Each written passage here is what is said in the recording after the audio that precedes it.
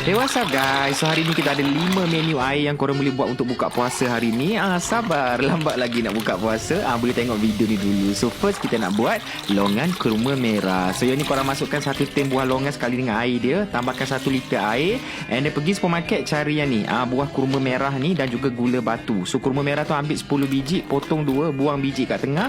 And then gunakan 2-3 biji gula batu. And then 1 ketul kecil gula Melaka. Okay, kita masak sampailah buah kurma merah tu dah lembut. Okay, so lepas dah rebus, korang letak kat luar bagi dia cool down. Lepas tu simpan peti sejuk 3-4 jam. Baru kita minum dengan ais yang sejuk.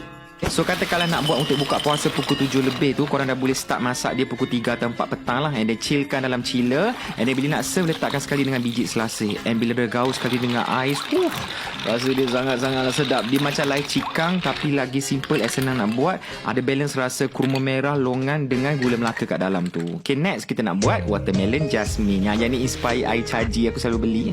So ambil buah tembikai. Lepas tu korang masukkan sekali air green tea jasmine. Beli je air kotak mana-mana brand pun tak kisah. Campur blend sekali. Tapi ni versi simple lah. Tak adalah buat krim putih ke atas semua tu, tak ada. Yang dituang je macam tu. Masukkan irisan lemon dan juga cebisan tembikai. Kacau-kacau. Sedia untuk dihidang. Tengok dia punya warna merah tu. Dia punya peluh air menitik kat tepi kesejukan tu. Sangat-sangat sedap. Sedap ya.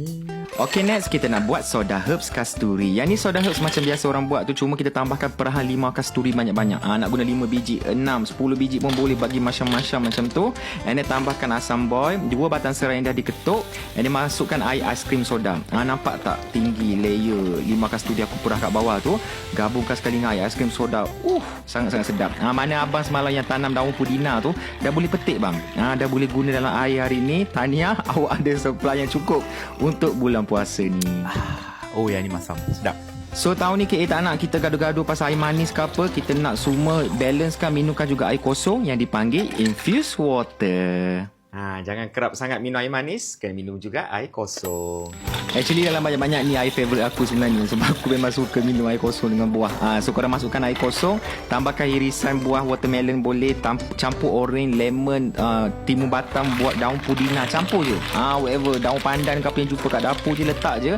Dia akan keluar aroma masuk ke dalam tu. Okay, kita boleh buat juga lagi satu, iaitu es jeruk. Yang ni pun sama, tak perlu gula, dah manis dah. So ni first time KA introduce menu air yang guna satu bahan saja, iaitu limau madu. Yang ni boleh cari kat supermarket jual, tepi kat pasar, tepi jalan, kat bazar, pasar tani pun ada jual.